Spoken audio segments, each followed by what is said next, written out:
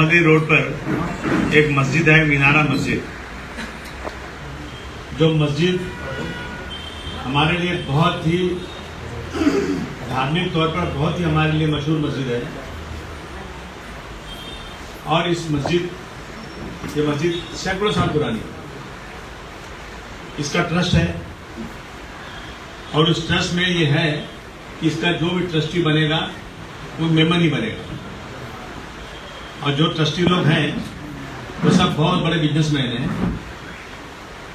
ये कोई कह नहीं सकता कि वो पैसे कमाते हैं उससे या उसमें कुछ करप्शन करते हैं, ऐसी कोई चीज नहीं है। तो मस्जिद की प्रॉपर्टी भी, दुकानें भी उसकी हैं। एक दुकान किसी ने खरीदा और उस दुकान का ट्रांसफर कराने के लिए जो अमाउंट चाहिए वो अमाउंट देने को तैयार नहीं। और उन्होंने जाकर पता नहीं कैसे अपना ट्रांसफर वक्फ बोर्ड से करा लिया, जबकि वक्फ बोर्ड को इसमें एंटर करने की कोई कहीं से गुंजाइश नहीं है। ये वक्फ प्रॉपर्टी नहीं है, ये प्रॉपर्टी ट्रस्ट की है और ट्रस्ट ही चलाता है इसको, वह कायदे से चलता है। परंतु अभी वक्फ बोर्ड के जो सीईओ है जुनैद अहमद, जुनैद की क्वालिफिकेशन जो है वक्फ बोर्ड के सीईओ की नहीं है। वो गलत तरीके से, गैर कानूनी तरीके से बिठाए गए हैं। उन पर बहुत सारे केसेस भी हुए हैं कि उनको हटाया जाए। वो उस लायक नहीं है कि वहां बैठ सकें। लेकिन अभी जो गवर्नमेंट बैठी है वो गवर्नमेंट मुसलमानों को हर तरह से परेशान करना चाहती है। हर मस्जिद के नीचे मंदिर ही नजर आ रहा है उनको। वक्फ बोर्ड की जमीनें अल्लाह की जमीनें हैं और ये जमीनें लोगों ने अल्लाह के नाम पर मस्जिद को, मदरसे को, यतीम खाने को, दरगाहों को, अस्पतालों को दिया हुआ है। अब सरकार की नीयत उस पर भी लगी हुई है। मैं समझता हूं कि उन्हीं के इशारे पर सब काम हो रहा है। अभी वक्फ बोर्ड के सीईओ ने ये शिकायत किया, इस पर केस किया कि इन्होंने 83 प्रॉपर्टीज बेच दिया। नोट किया जाए, 83 प्रॉपर्टी बेच दिया है, जबकि 83 प्रॉपर्टीज है ही नहीं। उसकी प्रॉपर्टी एक भिंडी बाजार में, पठानवाड़ी में है, जहां 83 टेनेंट्स हैं। उन टेनेंट से इन लोगों ने कंसर्न लिया है बिल्डिंग बनाने के लिए। बिल्डिंग बनाकर उनको जगह देंगे, जैसे बिल्डिंग का डेवलपमेंट होता है। इस चीज को उसने लिखा कि इसको बेच दिया। ये चीजें लेकर के इन्होंने ट्रस्टीज को सस्पेंड कर दिया और नए ट्रस्टी लाए। ये सारी शिकायतें आ रही हमारे पास। मैं जाऊंगा, अभी मैं ऐलान करूंगा 1 तारीख का, मैं जाऊंगा मस्जिद पे। लोग बोलते 10,000 लोग वहां रहेंगे, इतने नाराज है लोग। और ट्रस्टी जिसको बनाया है ना, इन पे केसेस हैं, ये आरटीआई एक्टिविस्ट हैं, ये लोग पैसे वसूलते हैं लोगों से। इनकी क्वालिफिकेशन ट्रस्टी बनने की है ही नहीं है। ऐसे लोगों को, जहां मेमन कम्युनिटी के अलावा कोई ट्रस्टी बन नहीं सकता, वहां ऐसे लोगों को ट्रस्टी बना दिया गया। ये वक्फ बोर्ड का एक बहुत गलत कदम उठा हुआ है। और ये लोग जाकर मस्जिद पे कब्जा करने वाले हैं। जाएंगे तो मैं भी अपने वर्कर लेके जाऊंगा। मैं देखता हूं किस तरह से गैर कानूनी कब्जा कर सकते हैं ये। हाईकोर्ट में भी गए हम लोग, स्टे भी मिला हुआ है। हम वहां के मौलाना काजी अशरफ साहब हैं, मोइन मियां हैं, सईद साहब हैं, सईद नूरी साहब, इन उलमाओं से बात की जाएगी, इससे डिस्कशन करूंगा। मुझे अभी सच्चाई सब नहीं मालूम, लेकिन ये मस्जिद के साथ एक शुरू हुआ है। मुझे लगता है इसी तरह से अगर ये जुनैद अहमद वहां बैठे रहे तो इसी तरह की कार्रवाई करेंगे, मनमानी। इस पर कहीं न कहीं रोक लगना चाहिए। हम इस इश्यू को अभी हाईकोर्ट तो ले गए हैं, इस इश्यू को मैं असेंबली में ले जाऊंगा और उस पर आवाज उठाई जाएगी कि इस तरह के सीईओ को पहले हटाना चाहिए। ये सीईओ जो वहां बैठा है, इसकी क्वालिफिकेशन नहीं है, ये वहां बैठ कैसे सकते हैं। बहुत सारे वक्फ बोर्ड में गड़बड़ियां हो रही हैं, ये लोग कर रहे हैं। मैं आपके माध्यम से सरकार को कहना चाहता हूं कि ये मस्जिद हमारे लिए बहुत ही रिस्पेक्टेड है और इस मस्जिद पे कोई भी गैर कानूनी कब्जा, जबरदस्ती कोई किसी को ट्रस्टी बनाकर लाएं तो ये कभी भी समाजवादी पार्टी या अबू आसिफ कभी भी उसे बर्दाश्त नहीं करेंगे। इसके लिए किसी हद तक भी जाएंगे, लेकिन इस मस्जिद को बचाना हमारा काम है। इसको अच्छी तरह से आप जरा इसको उठाइए, छापिए आप इसको अच्छी तरह से। और ये मस्जिद किसी ऐसे लोगों के हाथ में बिल्कुल नहीं जा सकती जो लोग सिर्फ पैसे कमाने के लिए इस तरह का काम कर रहे हैं, जो गैर कानूनी तौर पर इसको कब्जा करना चाहते हैं। इसी चीज़ के लिए मैंने आपको बुलाया आज, और सरकार को हम बोल देना चाहते हैं कि इस ये जो है इस मस्जिद का इसका ट्रस्ट जो है, एक ट्रस्ट जिसकी स्थापना 1889 में हुई थी बॉम्बे हाई कोर्ट के द्वारा, 1879 में ट्रस्ट बना हुआ है, और महाराष्ट्र पब्लिक ट्रस्ट एक्ट 1950 के अधीन के ट्रस्ट बॉम्बे चैरिटी कमिश्नर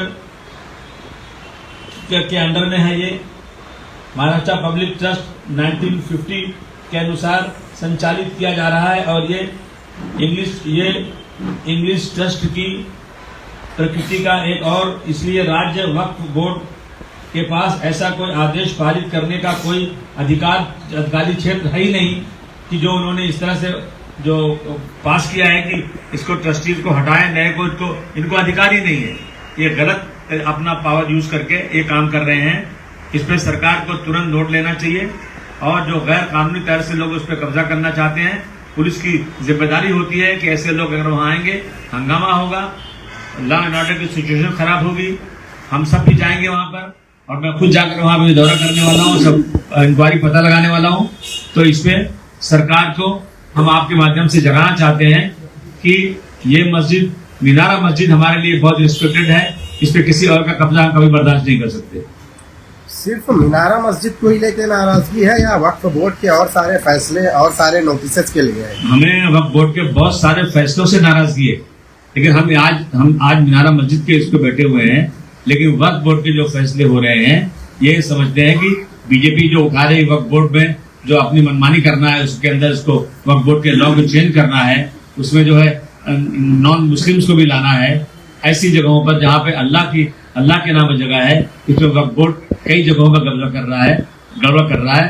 सबसे पहले हमारी डिमांड है कि वक्फ बोर्ड के चेयरमैन को तुरंत सस्पेंड किया जाए गलत वो करने के लिए, और वहाँ पर नया जो एलिजिबल है ऐसा वक्फ बोर्ड का सीओ बैठाया जाए। वक्फ बोर्ड में एंटीलिया भी एक वक्फ की लैंड है, एंटीलिया, जिसको यही सीओ के रहते हुए नॉन वक्फ करार दिया गया है, वो रिपोर्ट उन्हीं के पास है।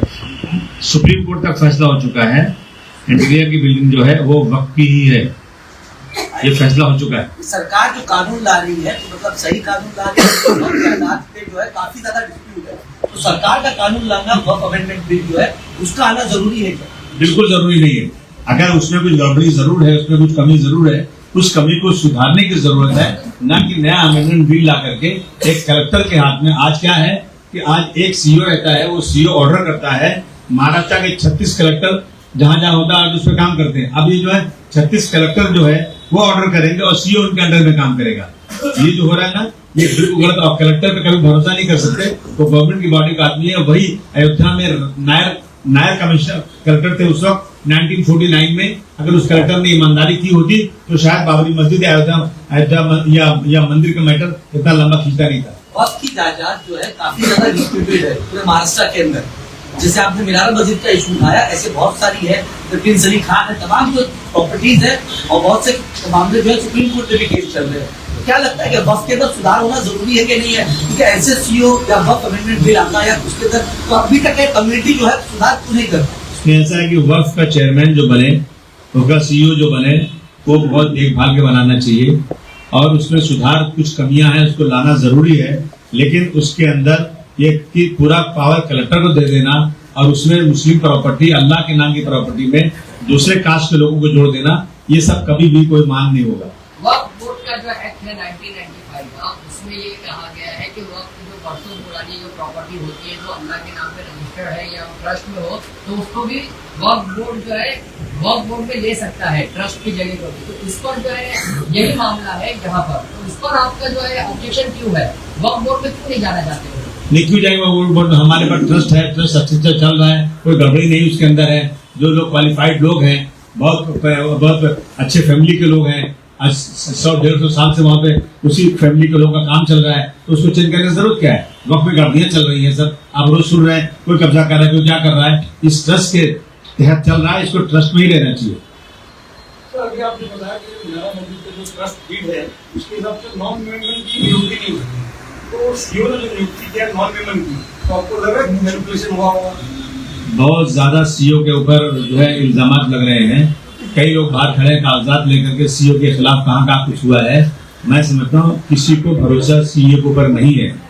जब एक आदमी के ऊपर भरोसा नहीं है और उसकी क्वालिफिकेशन भी वो नहीं है तो पहले उसको हटा देना चाहिए। और जब ट्रस्ट में लिखा हुआ है कि नॉन मेंबर नहीं हो सकता तो नॉन मेंबर को कैसे अपॉइंट किया गया, ये सब सारी चीजें उठ रही हैं। ये सीओ को जो लाया गया है, इसके पहले आपको पता होगा मोइन तहसीलदार करके थे। एंटीलिया की जो रिपोर्ट आई थी जिसमें मोइन तहसीलदार ने जो है हुकूमत के खिलाफ अपना मौक़िफ़ रखा था, उसके बाद ही उस रिपोर्ट के बाद ही मोइन तहसीलदार को हटा के उनको लाया गया है।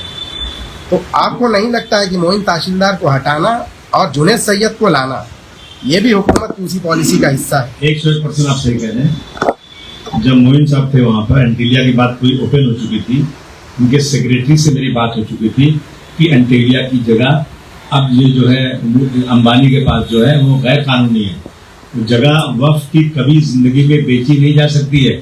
इतना दिन खींचा इन लोगों ने, ये फैसला हो चुका है। अब मेरा ये कहना है सरकार को कि जिसने भी जो किया तो करना था कर लिया, लेकिन अब जो है ना उनको लीजी बनाया जाए।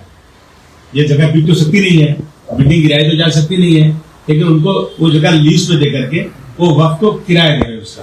ये अगर सरकार के अंदर थोड़ी भी इंसाफ है तो तुरंत जो है एंटीलिया का तो वक्फ का लीजी बनाकर उनसे रेंट देना चाहिए।